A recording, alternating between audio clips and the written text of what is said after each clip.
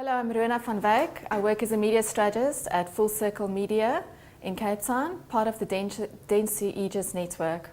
I've been in the media industry for 16 years, working at various full service and media agencies around the country in Cape Town, Johannesburg and Durban. Today we're going to talk about radio advertising, one of the key mediums that are able to connect with consumers as a friend and build trust. Radio is often used as a support medium, but it can certainly stand on its own as a primary or sole medium. The points that we will be touching on today are characteristics of radio, creating an effective radio media plan, setting clear radio objectives up front, media weightings, reasons to use radio as a support medium, possibilities on radio, and food for thought. Mass reach. In South Africa, radio reaches the most consumers in a week, followed by TV and then out of home. It's generally consumed when other media cannot be. Getting ready for work, driving in a car, at work, but it's also consumed together with other media, such as surfing the net or while reading a magazine. Frequency. Radio is the ultimate frequency building medium because consumers listen to their favorite radio station for a long period of time. Intrusiveness. Listeners seem far more receptive to an advertising message when in a captive environment, for example, in a car or public transport. Fast turnaround time. Radio commercials can be produced quickly and cost effectively. This flexibility allows you to change your message frequently and quickly with relatively low production costs. Segmentation. Radio stations cater to specific audiences, and this segmentation means that tightly defined audiences are available on different stations, in different areas, and on different days or times. Theatre of the mind. Radio is a dramatic medium which has the ability to stimulate the listener's imagination like no other. This enables the listener to form his or her own image of the brand. Support. When used with other media, radio can very effectively reach an extensive audience and add valuable frequency and intrusiveness. Listeners interact with the DJs by phoning in, sending texts or emails. Interactivity is increasing with the likes of digital and social media. Then there's a few disadvantages of radio. It can be considered as a background medium. There's no visual element and limited time is available to get your message across. Let's look at a video about effective advertising on radio.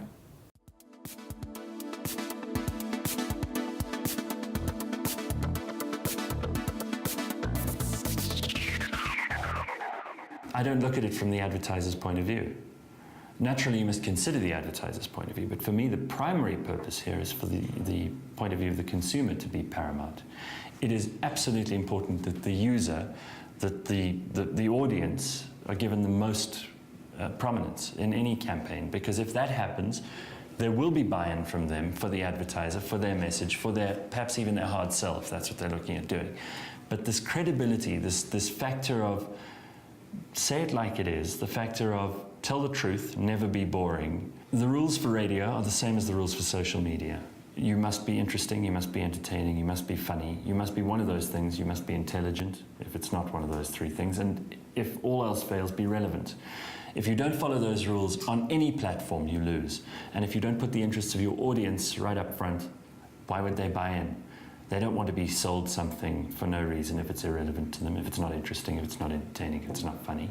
So abide by those rules and you will win.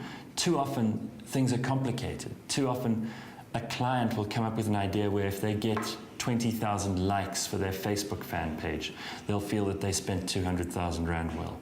It doesn't make a single shred of difference. Most people, once they've liked a page, never go back there. The only pages they keep going back to are the ones that engage them. And that's why a personality brand like we've got is something that's easier to market to people because it's part of their lives. I had someone walk up to me the other day and say to me, they never met me before, but they hope I don't mind that they feel like they know me. And I think that's probably the greatest compliment you can get.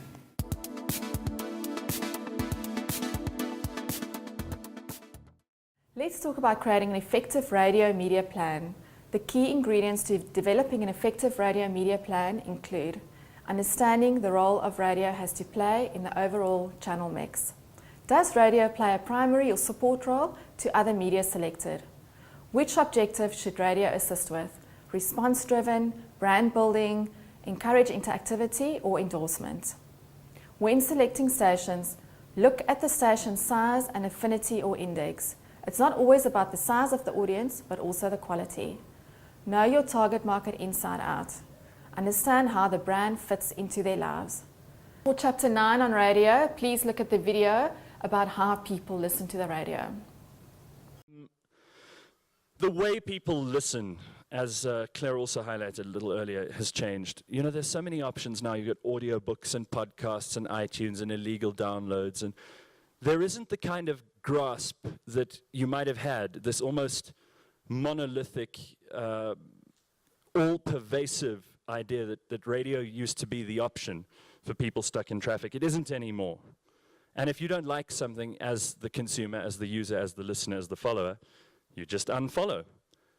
That's been happening in radio for years. It's a touch of a button and you're onto something else. Or you plug in your iPhone and you start listening to something you downloaded yesterday afternoon in preparation for the DJ who would be boring the next morning. So people don't listen to a station anymore. And this is something I wish station managers would get over, because it's not the death sentence for a radio station. Your different presenters serve different audiences. Nobody can be everything to everyone anymore. You've got to try and get the most listeners out of everybody. But essentially, if you're trying to be everything to everybody, you inevitably end up being nothing to nobody. And that's a much, much worse place to be. Sometimes people don't even listen to certain shows. Sometimes they have a bunch of different shows in a certain time slot that they listen to. And that's normal human behavior. The idea that you can market a station outside of its music, if you're a music station, or its talk, if you're a talk station, is becoming more and more preposterous.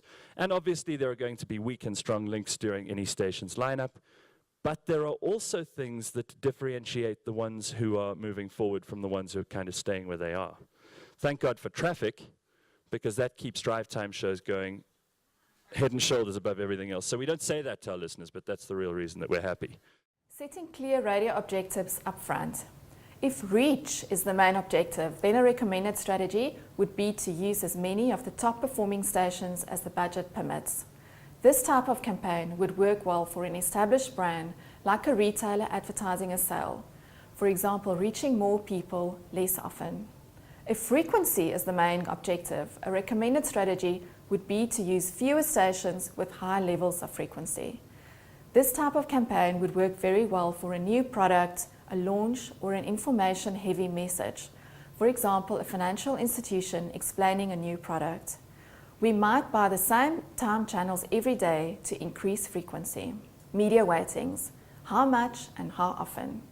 Established brands typically need less of a presence than new brands. You'll also need to consider the type of message and competitor advertising. There are two methods of planning radio airtime. Planning by number of spots. This is referred to as a reach plan, to reach the greatest proportion of a station's total audience. Spots should be scheduled evenly across a number of time slots. The second way is to plan by gross rating points, or GRPs.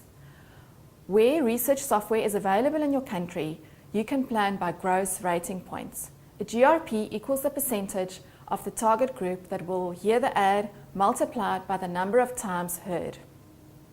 GRP equals the percentage target audience times frequency. Reasons to use radio as a support medium: to build frequency, to extend a campaign period, to increase reach on a specific day or in specific areas, shorter turnaround times, and to create interactive campaigns. Possibilities on radio. We have generic spots, and these are the normal 30-second recorded spots. Live reads are scripted commercials read by the DJs. Competitions normally include giveaways to listeners. Sponsorships is to associate a brand with a radio station, a DJ, or a show. And interviews, the DJ discussing a brand with a brand ambassador. Then lastly, food for thought. The traditional way of listening to the radio has changed substantially over the last decade. Radio is no longer the box on your table. It's now being listened to on your mobile phone, laptop, and in your car. So although radio has been seen as a traditional medium, the digital era has provided new opportunities and new listening opportunities for radio. Thank you for joining me today on the Dentsu Aegis Training Academy. I hope you have some insights on the power of radio.